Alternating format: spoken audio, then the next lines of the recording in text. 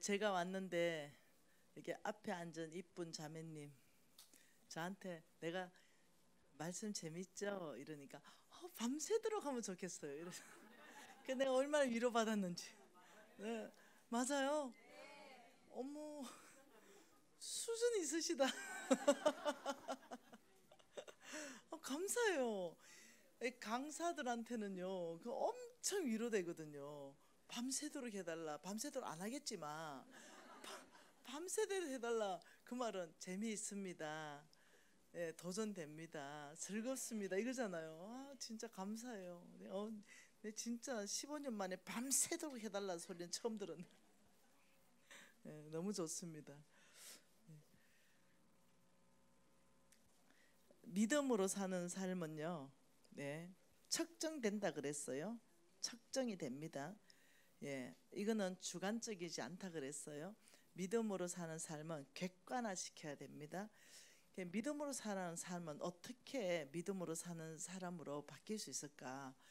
우리 예수님께서 능한 일을 일으키실 때 믿느냐? 그대로 되리라. 믿음대로 되리라. 하나님 힘들고요, 죽을 것 같고요, 살기 싫고요, 이러면 주님께서 뭐라 하실 것 같아요? 위로하고 등 두드는 게 아니고 네 믿음대로 될지니라.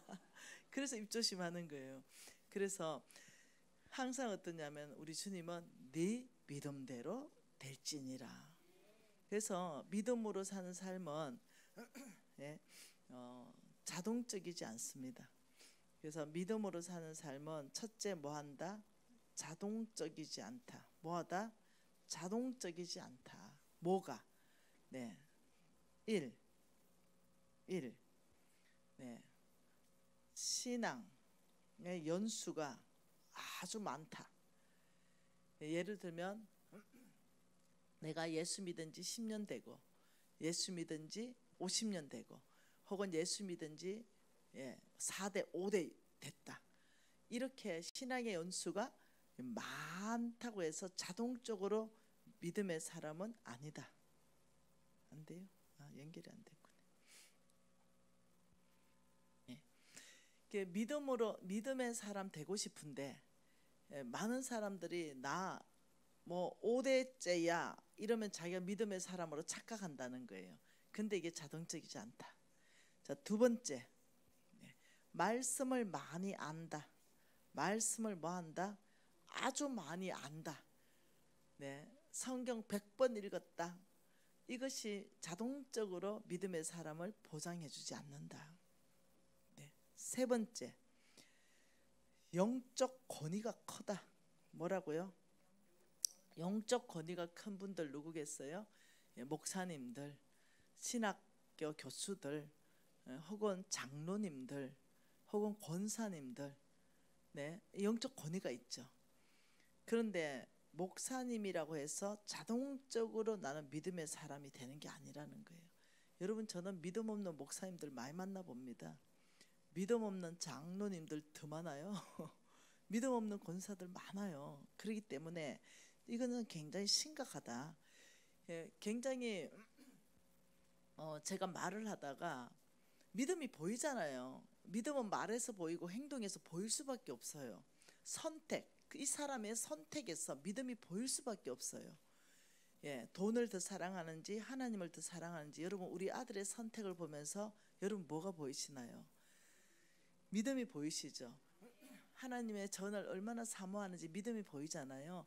그렇듯이 믿음은 측정이 됩니다. 믿음은 눈에 보이고, 믿음은 나도 알고 다른 사람도 알고 하나님도 알고. 근데 사람들 믿음을 안 보인다고 생각해서 잘 믿음의 말을 하는 것 같은 사람들이 있어요. 근데 살지 않아요. 그런 믿음으로 선택하지 않아요. 근데 속는 거예요. 뭘로? 저분이 목사님이래. 믿음의 사람. 아니요. 네, 목사님 계신데 이런 말에 죄송하지만 믿음 없는 목사님들 계신다니까요. 여러분, 믿음은 자동적이지 않습니다. 그래서 모두가 믿음으로 사는 것은 지금 이 순간에 선택하고, 매 순간에 선택하고, 매 순간에 선택, 어디? 하나님의 말씀을 선택하고, 하나님의 음성 들은 것을 선택하는 게 믿음입니다. 목사님이나 장로님이나 근사님이라 할지라도 믿음으로 안 살 수 있고, 말씀의 권위자, 말씀을 무지 많이 아는 신학 박사들 믿음으로 안 살 수 있고, 신앙의 연수가 5대째 믿음 믿는다 하더라도, 예수 믿는다 하더라도 믿음이 안 살 수 있습니다. 믿음은 절대로 이런 것들에 의해서 자동적으로 믿음의 사람이 되는 게 아니다.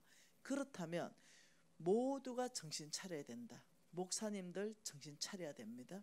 장로님들 정신 차려야 돼요. 권사님들 정신 차려야 돼요. 그리고 우리 모두, 소위 말한 교회에서는 평신도라 그러죠. 저는 이 말을 너무 싫어하지만 저는 현장 사역자라고 생각합니다. 왜냐? 직장 갈 때도 먼저 그의 나라와 그 의를 구하라고. 그렇기 때문에 평신도 아니다. 나는 평신도 거부한다. 성경에는 평신도라는 얘기 없다. 성경 몽땅은 뭐냐? 땅끝까지 복음 전하고 모두를 제자 삼는 삶, 사역자다. 성경 전체는 사역자죠. 평신도가 없습니다. 그러니 한쪽으로는 목회 사역자, 한쪽으로 평신도, 이게 아니라는 거예요. 한쪽으로는 말씀 사역자, 목회 사역자가 있다면 한쪽으로는 현장 사역자들이 있습니다. 여러분 모두는 사역자예요. 한번 생각해 보세요. 내가 우리 목사님, 우리 홍성근 목사님한테 우리 목사님 얘기하니까요, 그 아리랑 민족 책 썼잖아요. 목사님이 그 영역에서요 최고 권위자라고 얘기하더라고요. 칭찬 엄청 하시더라고요. 그리고 이 담임 목사님이 엄청 좋은 분이라고 기억에 남아있대요.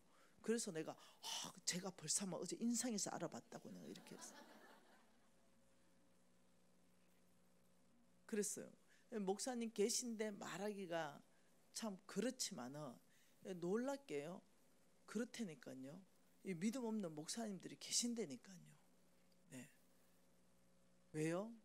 스스로 속습니다. 내가 평신도를 가르치고 있고 나는 목회자야.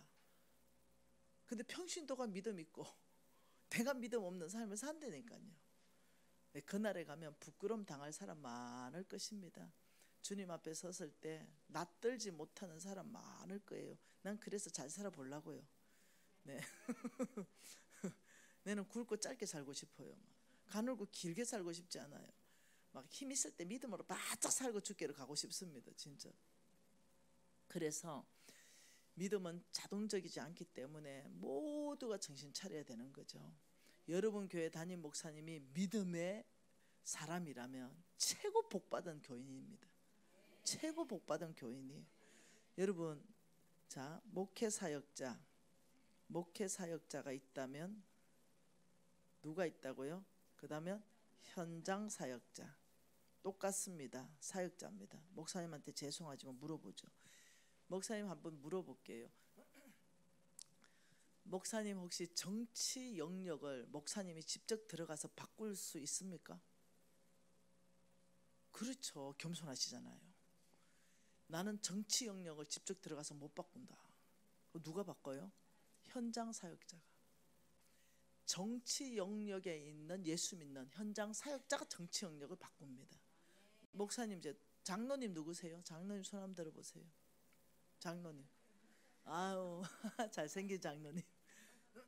멋쟁이 장로님. 예, 장로님 사업하십니까? 그러면 교육 영역 장로님이 직접 들어가서 바꿀 자신 있으세요? 못 바꾼다니까. 그거는 선생들이 바꾸는 거예요. 목사님 또 질문해 볼게요. 경제 영역 직접 들어가서 바꿀 자신 있으세요? 저는 바꿀 수 있어요. 네, 저는 바꿀 수 있어요. 경제 영역이 있기 때문에. 그래서 목사님에게 배운 모든 경제 영역의 성경적 원칙을 가지고 직접 들어가서 바꾸는 사람은 현장 사역자입니다. 그래서 목사님들은요, 말씀을 가르쳐 주는 거죠. 정치는 이렇게 해야 된다, 경제는 이렇게 해야 된다 가르쳐 주면 우리는 그 말씀을 잘 배워서 그 현장에 들어가서 사역자로 사는 거예요. 똑같습니다. 그날에 가보세요. 똑같다니까요. 목회 사역자나 현장 사역자나 다 사역자라니까요. 그런데 성경에 이렇게 말합니다. 그러나 말씀 맡은 장로들을 존경하되 말씀 맡은 장로는 배나 존경하라. 하나님의 말씀을 선포하는 사람은 너희들이 구분하여서 일반 장로로 보지 말아라. 더 존경해라. 그래서 목사님이나 저 같은 말씀 사역자는 왜 하나님 메시지를 선포하기 때문에 이렇게 구분시켜 놨습니다. 그러나 이것은 우리의 태도이죠. 그러나 하나님 앞에는 똑같은 사역자입니다. 그러니 목사님도 믿음으로 살아야 되고 장로님도 믿음으로 살아야 되고 현장 사역자 모두가 믿음으로 살 때 하나님의 나라는 확장되고 세워지고, 그러니까 자, 믿음으로 사는 게 얼마나 중요한지 알겠죠. 자, 그러면 믿음으로 사는 거 아우 우리 목사님 잘해라, 우리 장로님 잘해라, 우리 권사님 잘해라 되는 게 아니라는 거죠. 우리 교회가 잘 되려면 몽땅 믿음으로 살아야 된다. 네, 그러면 교회가 잘 될 수밖에 없다. 자, 그러면 믿음은 어떻게 하면 믿음으로 살 수 있는가? 자, 히브리서 말씀 한번 보지요. 하나님의 말씀은 히브리서입니다. 히브리서 5장입니다. 히브리서 5장 7절과 8절과 9절 석절 읽을 거예요.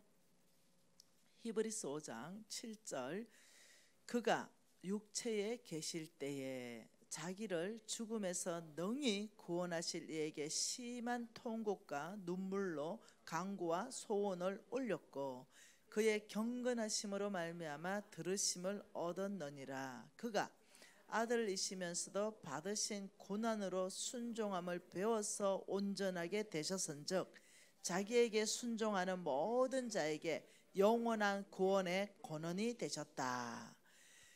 그가 누구예요? 예수님. 예수님은 아들이시면서도 놀라운 말씀하셨습니다. 예수 그리스도 예수님은 하나님의 아들이시면서도 뭘로요? 고난을 통해서 순종함을 배웠다. 믿음으로 사는 건 뭐라고요? 순종하는 거잖아요. 그러니 이 믿음으로 사는 삶, 믿음의 삶, 이것을 다른 말로 순종의 삶, 말씀의 순종의 삶, 이거는 어떻게 하는 거다? 배운다. 배우는 것이다. 뭐 하는 것이다? 배우는 것이다. 무엇을 통해 배웁니까? 고난을 통해서. 고난을 통해서 뭘 배워요? 순종을 배운다. 뭘 배워요? 고난을 통해서 순종을 배운다.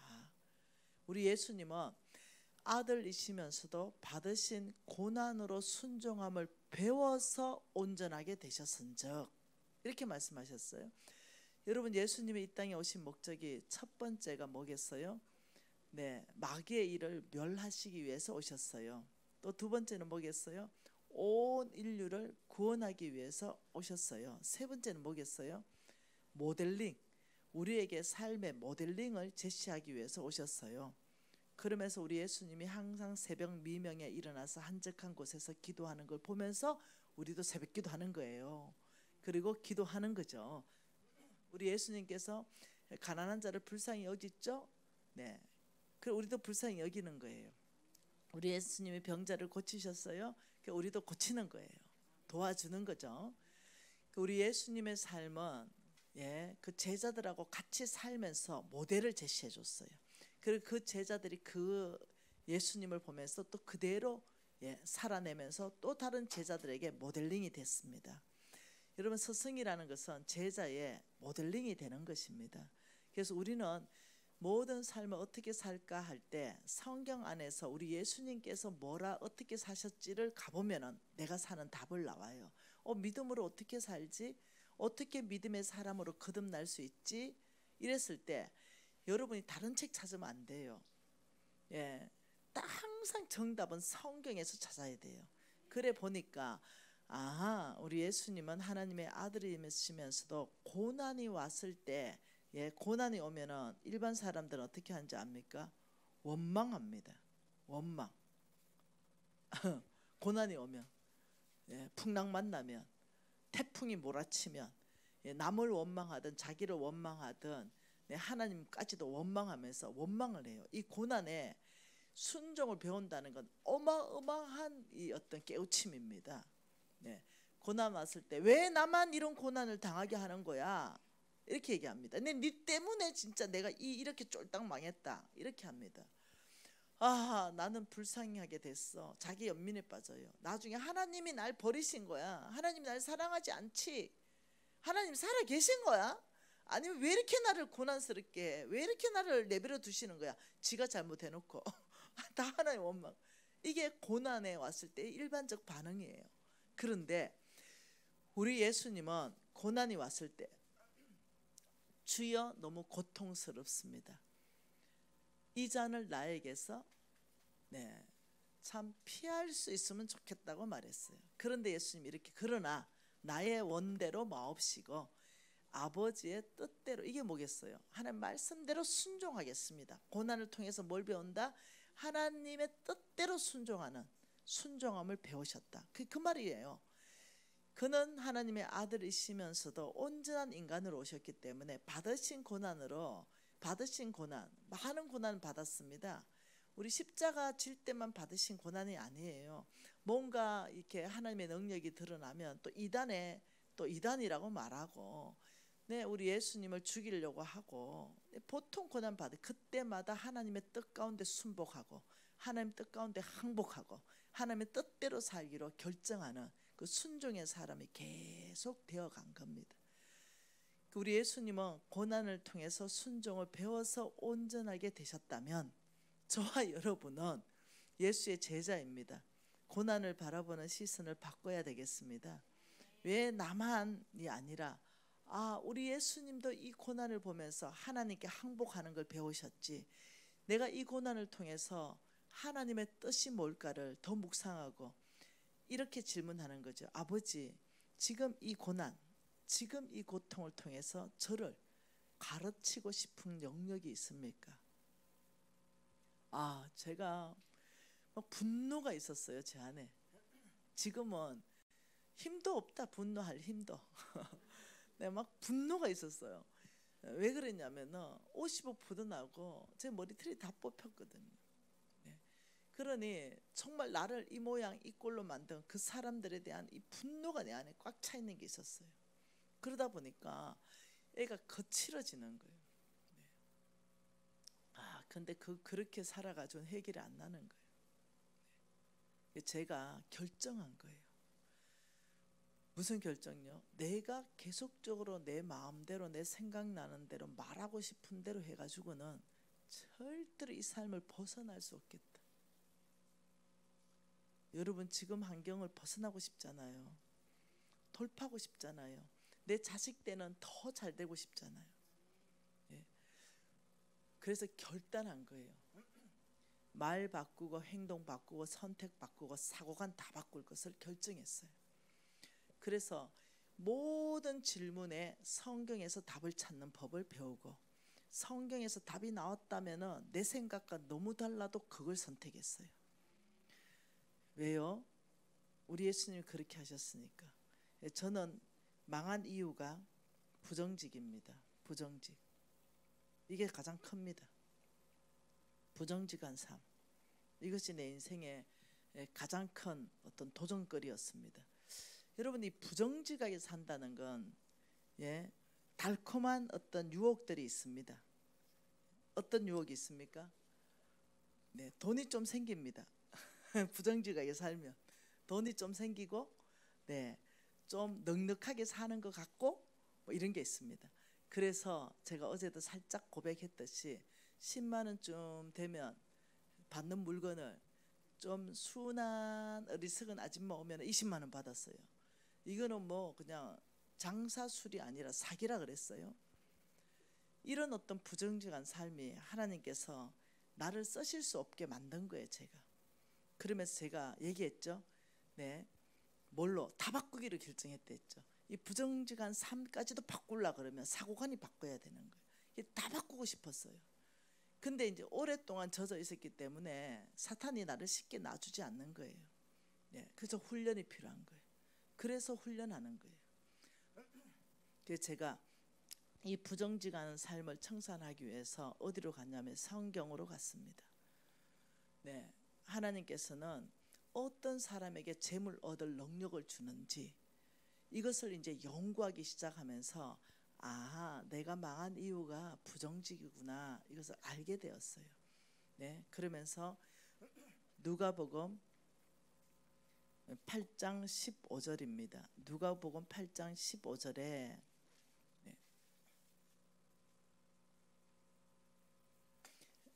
이 누가복음 8장 15절의 배경은요, 우리 예수님께서 비유로 설명하는 메시지인데요, 씨 뿌리는 비유입니다.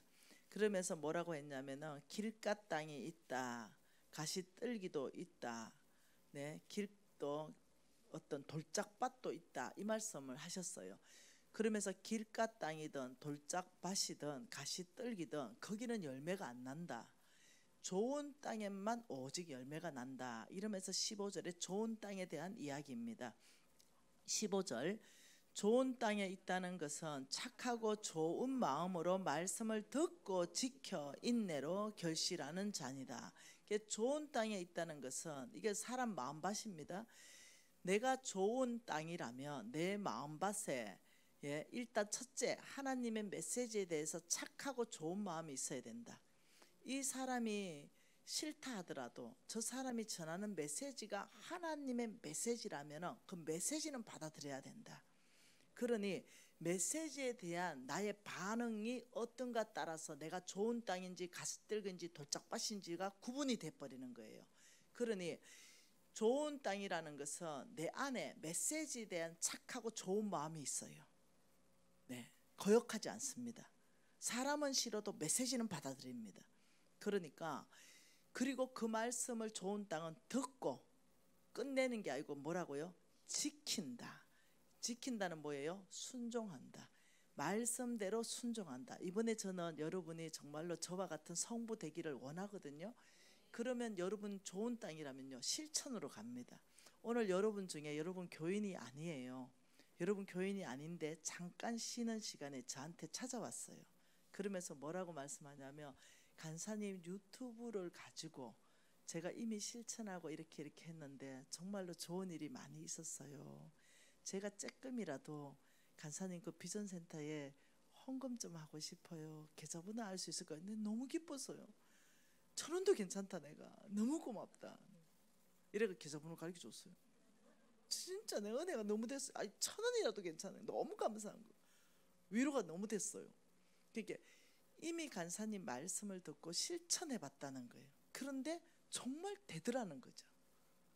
여러분 이게 지킨다는 거예요. 좋은 땅의 특징이 뭐라고요?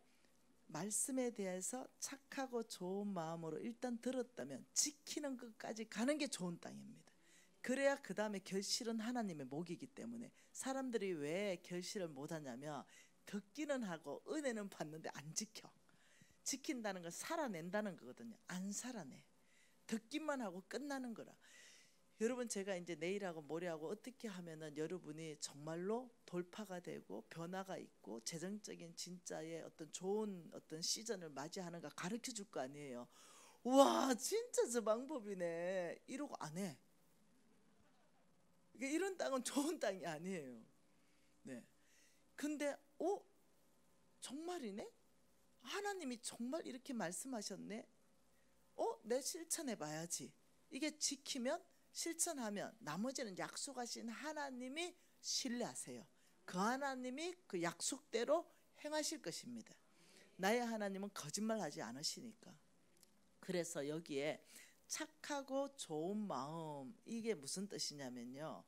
이게 원어가요. 정직한 마음 이 말입니다. 뭐라고요? 정직한 마음 이 뜻이에요. 그리고 이 말씀이 또 어디에 있냐면 예레미야서에 있습니다. 예레미야 27장 5절 말씀 중요한 말씀이죠. 예레미야 27장 5절 한 절 한번 읽어볼 거예요. 예레미야 27장 5절 한 절. 자, 나는 내 큰 능력과 나의 쳐든 팔로 땅과 지상에 있는 사람과 짐승들을 만들고 내가 보기에 옳은 사람에게 그것을 주었노라. 예, 나는 내 큰 능력과 나의 첫은 팔로 뭐라고요? 땅과 이게 하나님의 소유권을 말합니다. 뭐라고요? 이건 내가 소유했어. 나는 내가 모든 사람, 땅에 있는 모든 짐승 다 내가 만들었어. 이건 내가 다 소유하고 있어. 금도 내 것이고 은도 내 것이야. 토지는 영원히 나의 것이야. 내가 다 만들었는데 내가 보기에 옳은 사람에게 그것을 줄 거야. 하나님 보시기에 옳은 사람이 있습니다. 하나님 보시기에 옳다라고 인정받은 사람이 대표적인 사람이 다윗입니다. 사도행전 22장 13절에는 이렇게 말합니다. 패하시고 누구를요? 사울을 왕에서 패하시고 다윗을 왕으로 세우시고 정언하여 이루시되. 다윗은 뭐라고? 내 마음에 맞는 자라, 합한 자라. 그래서 나의 뜻을 다윗을 통해서 다 이룰 것이다. 여러분, 하나님 마음에 맞다, 하나님 마음에 옳다 이러면 우리 하나님, 나는 나의 뜻을 너를 통해서 다 이룰 거야. 게임이 끝나봅니다. 하나님이 미진을 통해서 나의 뜻을 이룰 거야 이러면 게임 끝나는 거죠. 왜? 부족한 지혜 하나님의 지혜로 채우십니다. 이것을 성경은 완전한 지혜라고 표현합니다. 네, 잠언서 2장 7절에 이렇게 말합니다. 나중에 한번 찾아볼게요. 정직한 자를 위하여 완전한 지혜를 예비하시며 행실이 온전한 자에게 방패가 되어줄 것이다. 그러니 정직한 자를 위하여 뭐 준다고요? 완전한 지혜. 내가 지혜가 부족합니까? 그러나 정직하게 행하면 하나님이 하나님의 지혜를 부어주셔서 옛날에 없는 지혜가 나온다니까요.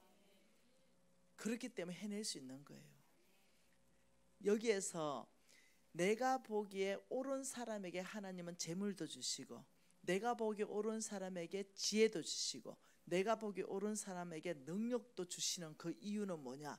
온 땅 안에 영혼 구원을 위해서. 예, 하나님의 나라.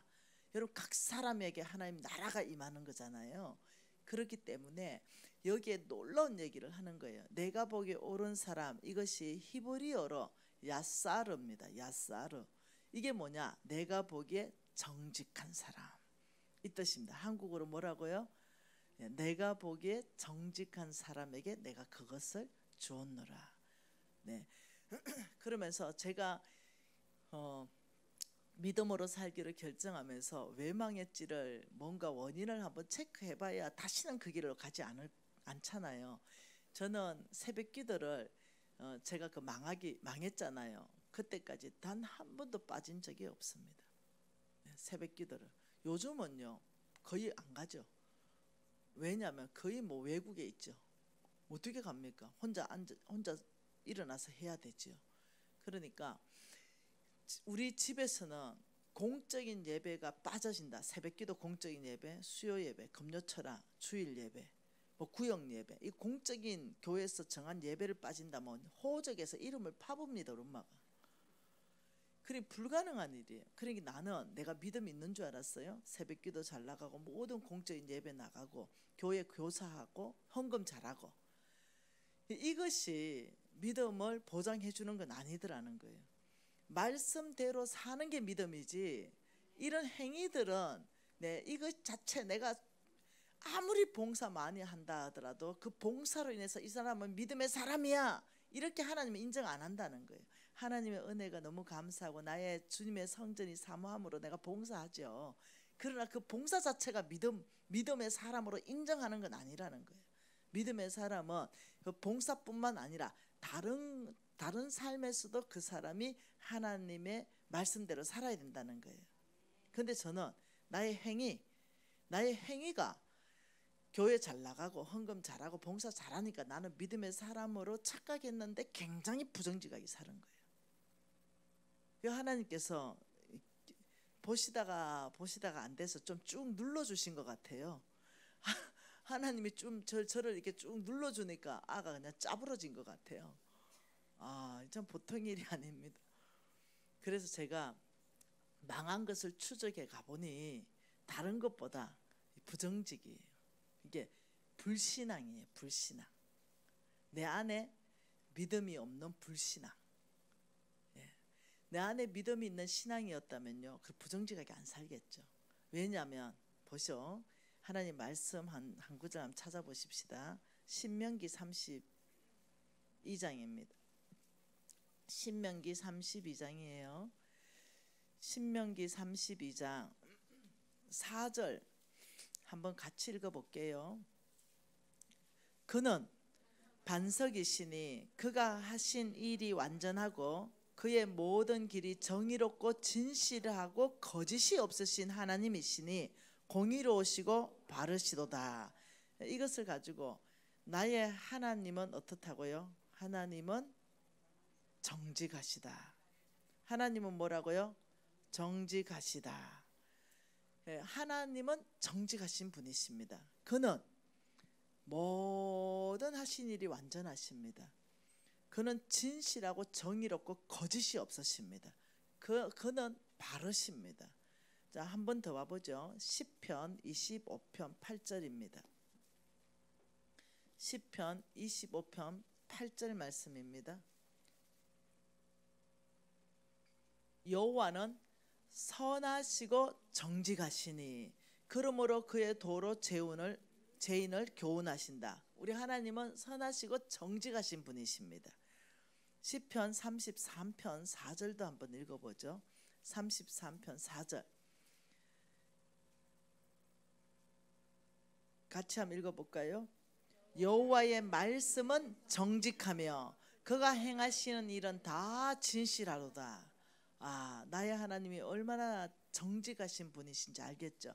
그러니 이 부정직하게 살고 이런 것은 이거 하나님의 제자, 예수의 제자가 안 되는 거예요.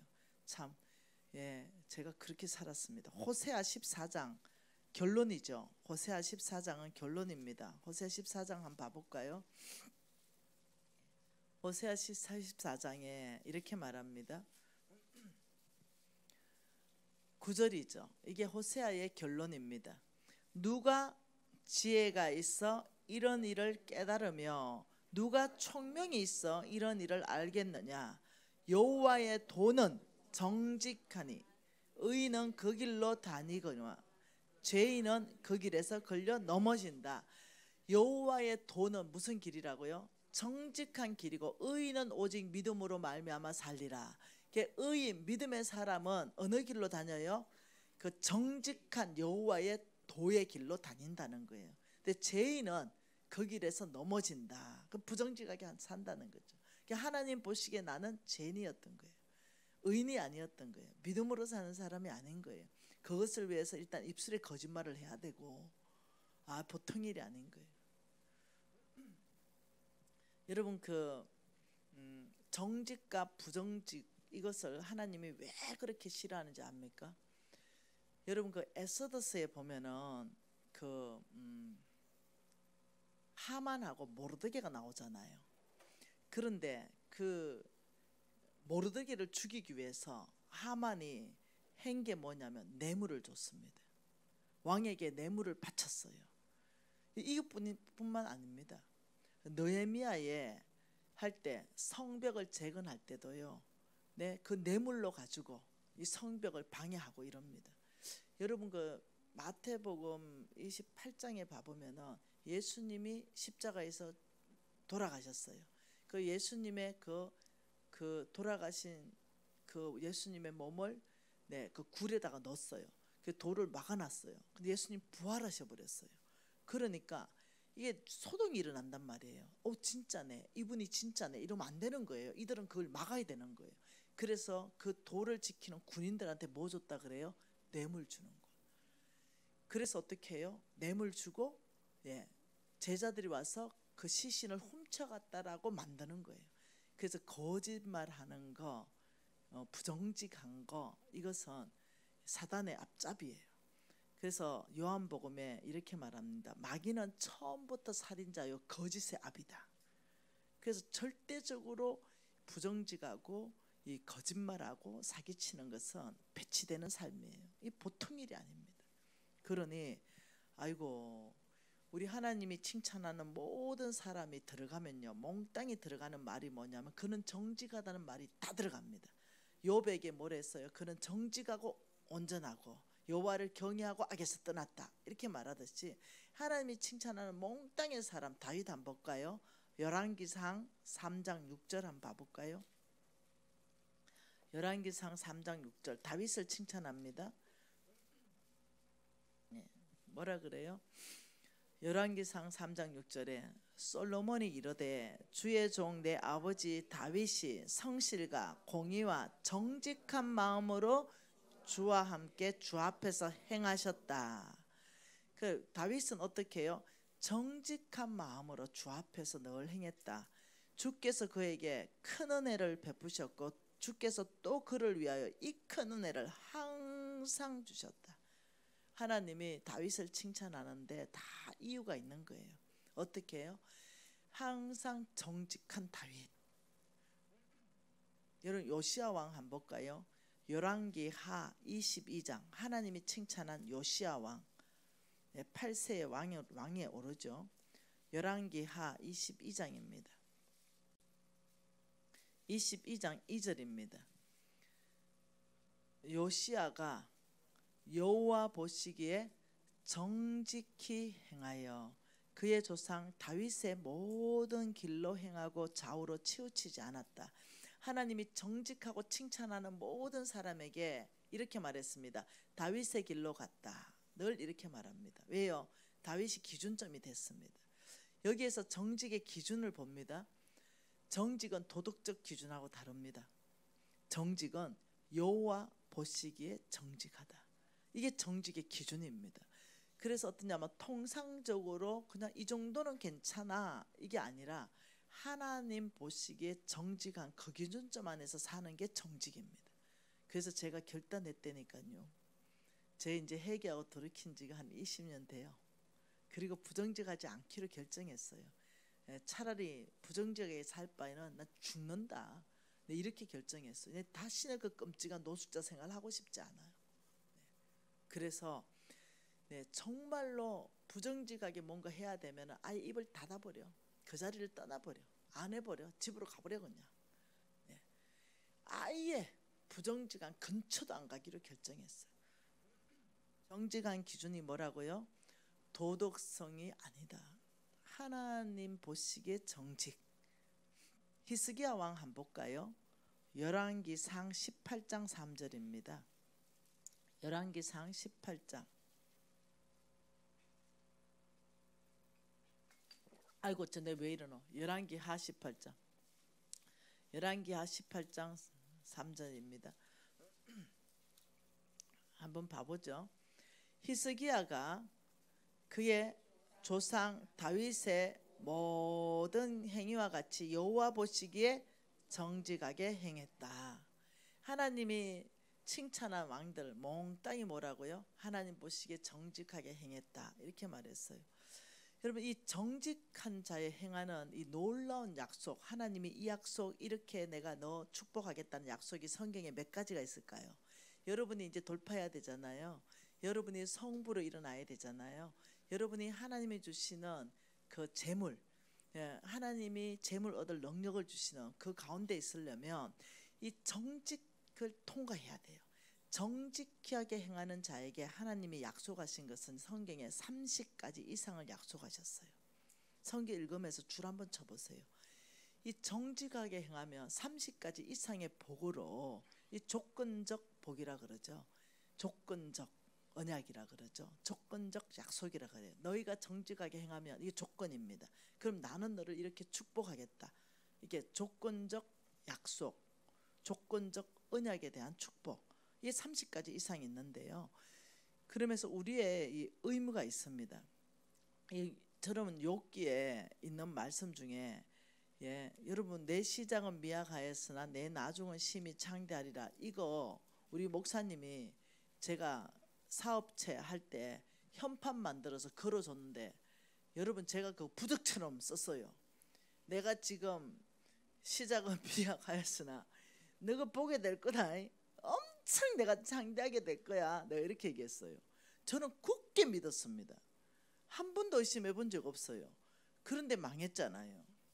우리 안 믿는 직원이 그거 안 통하네요. 저 말씀이 이렇게 얘기했어요. 네, 미안하다 그랬어요 나중에.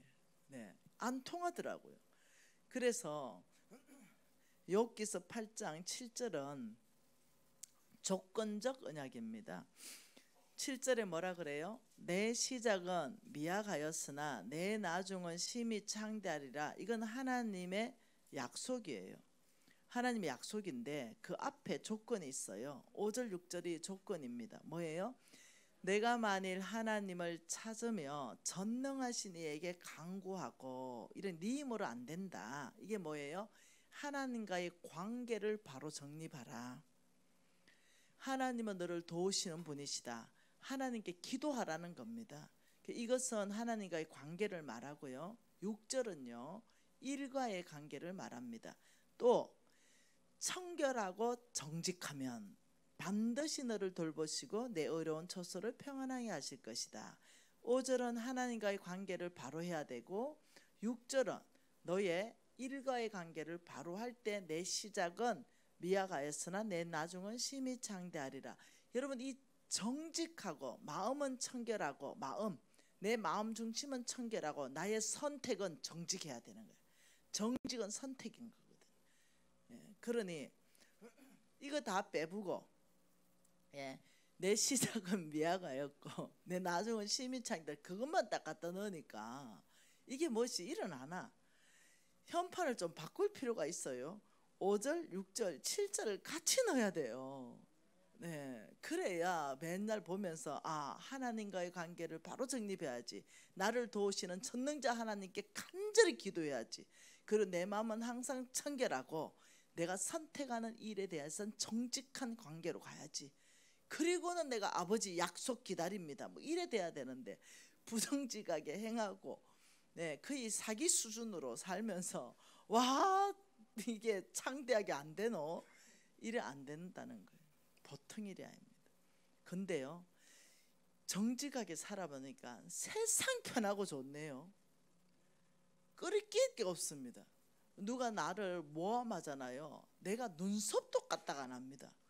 왜냐하면요 하나님께서 저에게 잠언서 2장으로 약속하셨거든요.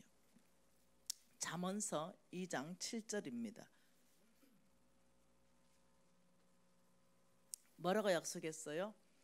정직한 자를 위하여 완전한 지혜를 예비하시고 행실이 온전한 자를 방패되신다.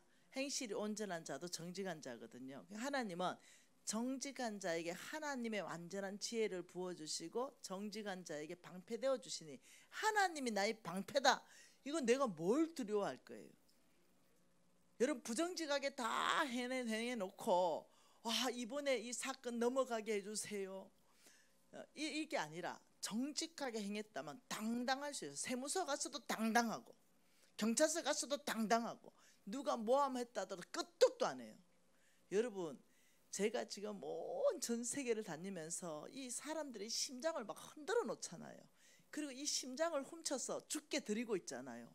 이게 뭐겠어요? 저렇게 살고 싶다, 정직하게 살고 싶다, 주기를 따라가고 싶다, 그의 길로 가고 싶다, 믿음으로 살고 싶다, 뭐 이런 마음이 일어나잖아요. 이건 기름부심이거든요. 그러니 원수들이 얼마나 제가 눈에 가시일 거예요. 얼마나 말도 안 되는 오해를 만들어낼 거예요. 오늘 우리 지금 저기 있는 저 목사님이 우리 인천 뉴비전 교회, NCMN 뉴비전 교회 2개 있습니다. 하나는 인천에 있고 하나는 서울에 있고, 저는 인천 담임 목사님이세요. 우리가 네트워크되어 있습니다. 저 목사님이 잘 아시는가 모르겠다. 오한영 목사님의 사모님 잘 아십니까? 고개 끄덕끄덕. 오늘 오한영 목사님의 사모님, 이경희 사모님이 전화 통화가 왔어요. 그래서 제가 전화 받았어요. 야, 반갑다, 우리 친구거든요. 막 얘기하는데, 미진아, 니 이혼했나? 이러시는 거예요.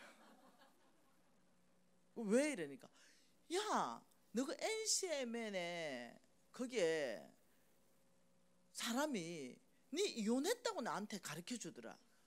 그래서 내가 앞으로는 모르겠는데, 오늘까지는 안 했는데 앞으로 일은 모르잖아요. 내 앞날은 모르겠으나 오늘까지는 아닌데 내가 이랬죠. 그래 나도 모르게 이혼 신고 됐나 싶어가지고 내가 저거 뭐죠? 호적 뭐라 그러죠? 가족관계 증명서 떼봤다니까요. 네, 왜냐 입구에 전화했기 때문에. 그러니 부부로 돼 있더만요. 그래서 내가 다시 전화했어요. 야, 확실히 부부로 돼 있다 야. 이렇게 모하면 안 되니까요. 근데 내일은 몰라요. 사람이 내일을 어찌 압니까? 내일은 모르지만 오늘 통화했기 때문에 오늘까지는 아무 일 없는데 그만큼 모함하고 그만큼 할 때 저는 끄떡도 안 합니다. 신경도 안 씁니다. 왜요? 내가 정직하게 살았습니다. 회개하고 돌이키고 제가 주님 앞에 부정직한 거는 내가 원수로 여기며 살았습니다. 내가 부정직한 건 아예 사탄이다 이거는 이러고 살았습니다. 왜냐? 사탄은 거짓의 압이기 때문에 이럴 정도로 살았기 때문에 하나님이 내 방패시니 그 입이 돌아가 버릴지 모르겠어요 나는. 네, 그 하나님께 처분을 맡기는 거예요. 그렇게 끊임없이 나를 험집 낼라 그러고 모함하려 그러고 내 메시지를 죽이려는 사람들이 얼마나 많겠어. 근데 끄떡도 안 하고 이 평안한 얼굴을 유지하고 삽니다. 왜요? 네, 하나님이 내 방패라는 거에 확신을 가지고 있기 때문입니다. 이사야 26장 한번 봐보죠. 이사야 26장입니다. 이사야 26장 7절입니다. 한 절 읽겠습니다. 이사야 26장 7절. 의인의 길은 정직함이며 정직하신 주께서 의인의 첩경을 평탄하게 하시는도다. 참 멋집니다. 자, 한번 칠판 써볼까요? 의인의 길, 의인의 길. 의인의 길이 뭐예요? 의인은 오직 믿음으로 말미암아 살리라. 믿음으로 사는 삶의 길이죠. 이 의인의 길은 오직 무슨 길이라고요? 이 길은 정직한 길입니다. 의인의 길은 정직한 길이다. 정직하신 주께서 이 의인의 첩경을 평탄하게 하신다 이랬잖아요. 이것을 잠언서하고 한번 연결해 볼까요? 잠언서 15장 6절 한번 봐보십시다. 잠언서 15장 6절. 잠언서 15장 6절 뭐라고 말합니까? 의인의 집에는 많은 보물이 있어도 악인의 소득은 고통이 되느니라. 자, 의인의 길은 무슨 길이라고요? 정직한 길. 이게 의인의 길에는 뭐가 있다? 많은 보물이 있다. 하나님께서 나는 사람을 만들고 나는 온 땅의 짐승을 만들고 내가 보기에 옳은 정직한 사람에게 그것을 주었노라. 이게 뭐냐? 내가 보기에 옳은 사람이 야사르 정직한 사람이거든요. 의인은 오직 믿음으로 말미암아 살리라. 믿음이 있는 사람은 정직한 사람이에요. 그러니 하나님은 오직 의인의 믿음의 길 가운데 나는 많은 보물을 그에게 맡겨놓을 것이다. 많은 보물이 있게 될 것이다. 그러니 하나님이 주시는 많은 보물 이것을 갈망한다면 정말 정직해야 돼요. 더 이상 거짓말하면 안 되는 거예요. 잠언서 또 봐봅시다. 잠언서 13장 6절입니다. 뭐라 그래요? 공의는 행실이 정직한 자를 보호하신다. 그러니 하나님의 공의, 하나님은 죄는 죄다, 선은 선이다, 악은 악이다 하는 심판하는 공의. 하나님의 공의는 누구를 보호합니까? 정직한 자를 보호하신다. 부정직하게 살아놓고 하나님의 보호를 기다리지 마시라는 거예요. 하나님은 정직하게 행한 자는 억울하게 하는 자가 있다면 걱정하지 마라. 내가 너를 보호하면서 내가 그를 심판할 것이다. 이게 아브라함에게 말씀하신 말씀입니다. 아브라함, 너를 축복하는 자를 내가 축복하고 너를 저주하는 자를 내가 저주할 것이다. 너는 정직히 행하라. 내가 너를 보호할 수 있도록 하나님이 나의 보호자, 하나님이 나의 방패 되려면 내가 해야 할 일은 정직하게 행하는 거예요. 여러분, 제가 이거 피쉬를 좋아해가지고 조개 뭐라 그러지? 굴비. 그 굴비를 제가 인터넷에서 시켜봤거든요. 근데요, 내 굴비 맛을 알거든요. 근데 가짜 굴비 같더라. 여러분, 가끔은요 한우를 분명히 시켰는데 가짜 한우 오더라. 여러분, 녹용 알죠? 녹용. 사슴이 목욕한 물을 녹용으로 팔더라. 이런 거 다 부정직한 거예요. 이거 다 부정직한 거예요. 그런데 그렇게 실질적으로 사업을 그렇게 한다니까, 부정직하게. 사슴이 그냥 목욕했어요. 근데 이게 어떻게 녹용이야? 근데 그렇게 한다는 거예요. 여러분, 제가 우리 간사 중에 전라도 광주 봉선동에 부부 한의원이 있어요. 우리 왕의 기업이에요. 그 유현미, 양강진 부부인데 부부 한의사예요. 근데 공진당이라는 걸 만들잖아요. 이걸 저한테 선물했어요. 근데 저는 영양제 회사를 하고 있잖아요. 그러니 진짜 알아요. 먹었는데 제가 공진당 얼마나 선물 많이 받았겠어요. 효과가 다른 거예요. 물어봤어요, 제가. 현미야, 이 공진당이 뭐 넣노? 이러니까 아유, 간사님 뭘로요? 이래요. 아니, 뭐 넣는데 효과 다르냐? 이러니까 간사님, 정확한 품질 좋은 거, 정확한 그람수 넣으면 당연히 효과 나옵니다. 거기다 더 넣어도 공진당이 아니고 더 빼도 공진당이 아닙니다. 그러니 정직한 재료 썼습니다. 정직한 그람수 재서 넣습니다. 더 제가 할 말이 없대요. 그러니 공진당의 효과가 나올 수밖에 더 있습니까? 그럼 다른 공진당은 다 그래 하겠지요. 먹어보면 알잖아요. 그리고 가격도 싸요. 왜요? 정직은 적정한 이윤을 붙여야 되거든요. 바가지를 씌우면 안 되거든요. 그러니 적정한 이윤을 붙였기 때문에 가격도 싸고 효과도 있고. 여러분, 그래서요 그 공진당이요 잘 팔려요. 이번에 터키 그 부부와 같이 갔는데 저에게 공진당을 몇 개를 줬어요. 아우, 간사님 아침 저녁으로 드셔야 되는데 2개씩. 아우, 간사님 물량이 딸려서 아침에 이거 1개만 드실 수밖에 물량을 못 준비해서 너무 미안해요. 이러는 거예요. 물량이 딸린다는 거 뭐예요? 사람들이 먹어보고 효과 있으니까 또 주문한다는 거예요. 이 정직한 사람을 하나님이 뭘 보호해요? 사업체를 보호하시는 겁니다. 여러분, 이 정직에는 여러분 목숨 걸고 지켜내야 되는 것입니다. 네. 그래서 우리 NCMN 왕의 재정학교에서는 이 정직을 강력하게 훈련시킵니다. 네. 그래서 뭐 했는지 아세요? 짝퉁 버리기 훈련했습니다. 짝퉁 버리기 훈련. 이거 저의 프라다 가방 짝퉁과 운동화 짝퉁인데요, 은혜롭게 버리기로 결단합니다. 왜요? 이건 범죄 행위이기 때문에. 그래서 짝퉁산 모든 것을 버리기 훈련을 시킵니다. 더 이상 살려면 진짜를 사라. 돈을 모았다가 사라. 진짜 사는 거 허락돼 있다. 왜 짝퉁을 사서 범죄에 가담하냐. 이래서 하는데 분리수거에 갔는데 30분째 못 가고 있어요. 아까운 거야, 이 짝퉁이. 네. 그래서 결정하고 지금 버렸어요. 그러면서 서로 속으로 말해서 야, 너 할 수 있어, 할 수 있어, 서로 격려하면서 이제 버리는 거예요. 저는 깜짝 놀랐어요. 네. 빈도 난 짝퉁이 있는 줄 놀랐어요. 진짜 별개 짝퉁이 다 나왔더라고요. 이 보세요, 한 집에서 나온 거예요. 와, 이 짝퉁이 1급이라며 1급.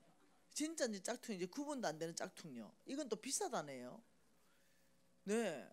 이만큼 살 바에 진짜 하나 사지. 이거 이제 다 버리고. 이 보세요, 한 집에서 이만큼 나왔대. 이게 얼마나 범죄 행위예요. 이번에 터키 가도요, 완전 진짜 이제 구분도 안 가는 짝퉁을 다 팔더라고요. 우리 팀 사시면 거기 이제 어쩔 수 없이 여행사에서 풀어놨어요. 한 명도 안 사더라고요. 그러면서 우리 NCMN의 군대 장관, 네, 우리 예배 리더 김용훈 목사님이 허리띠가 하나 필요했어요. 딱 가더니 다 짝퉁밖에 없으니까 이렇게 말해요. 짝퉁을 사면 버려야 되고 진짜를 사면 은혜가 안 되고 살 게 없네요. 이렇게요. 너무 감사하죠. 네. 여러분 이것을 우리는 정직 훈련, 그래서 억지로라도 시켜줍니다. 네, 이 속으로 묶어서 정말로 버리면서 다시는 짝퉁 안 사리, 범죄 행위에 가담하지 않으리, 내가 사면 진짜를 한 개 사리. 아니면 여러분 그 명품이 뭐 그래 중요해요? 내 자체가 명품인데 저 빛나는 거 보세요.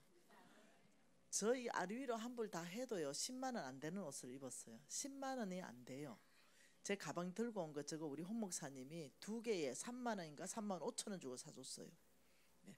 저거 2개 사주는 바람에 저 가방 2개로 지금 10년째 버티고 있는 거예요. 빨간 거 떨어져서 버렸고 저 빨리 떨어지기를 원해요. 네. 제발 홍 목사님 저한테 선물 좀 하지 마세요. 내가 이래요. 여러분 사람이 빛나면 그 사람이 지금 이거 2만 원짜리인가 모르겠어요. 네, 사람이 빛나면 이런 게 신경이 안 써요. 네, 그냥 그 사람 안에 있는 예수가 빛이 나는 거예요. 그래서 어떠냐면 그 사람한테 호감을 갖는 거예요. 네, 굳이 그렇게 명품을 차려입지 않고 그렇게 빛내가면서 그렇게 막 지출을 크게 해서 수익 구조로 막 이렇게 빚지는 구조로 하지 않더라도 그냥 깨끗하게 빨아입고 깔끔하게 다니면 그 안에 예수가 빛나면 그 사람이 호감을 받고 하나님의 호의가 있으면 놀랍도록 그 사람은 호의 받습니다. 삶을 좀 바꿔보십시다. 너무너무 내 자체가 명품, 최고의 글작품으로 하나님이 직접 빚어주셨는데 거기에 사람이 만든 무슨 명품을 갖다 얻는다고 여러분 이렇게 만드는 거죠. 수입보다 지출이 큰 구조, 이렇게 만든 거예요. 그 뭐 똥가방이나 무슨 가방이나 산다고. 여러분 이 부분에 대해서 만몬이 어떻게 역사하는지 내일 또 공부하도록 하겠습니다. 오늘 우리 심장에 깊이 들어간 건 정직입니다. 네, 이 정직한 거 오늘부터 입술에 부정직이 나오려면 주댕이라고 생각하세요. 네, 거짓말을 하거나 부정직하는 말은 입이 아니고 뭐라고요? 주댕이다. 그래서 이 주댕이를 그냥 콱 때려버려요. 그래서 어떻게 정직한 말이 나올 수 있도록 우리 이렇게 약속함 합시다. 하나님 앞에 나는 오늘부터 말도 정직하고 생각도 정직하게 할 것이다. 선택도 정직하게 할 것이다. 우리 하나님 앞에 약속했어요. 우리 오늘 통성으로 기도할 때 이 기도하는 시간이 엄청 중요해요. 하나님한테 이렇게 하세요. 하나님, 정직한 하나님의 영을 기름 부어 주셔서 사명 감당하게 해 주십시오. 아버지, 다윗의 그 정직함을 본받게 하십시오. 아버지, 예수 그리스도의 그 정직한 길로 가겠습니다. 아버지, 내 생각 전체를 정직한 사람 되게 하십시오. 아버지, 저는 매 순간 정직을 선택할 것입니다. 통성으로 한 2, 3분 동안 기도하시겠습니다. 하나님 아버지,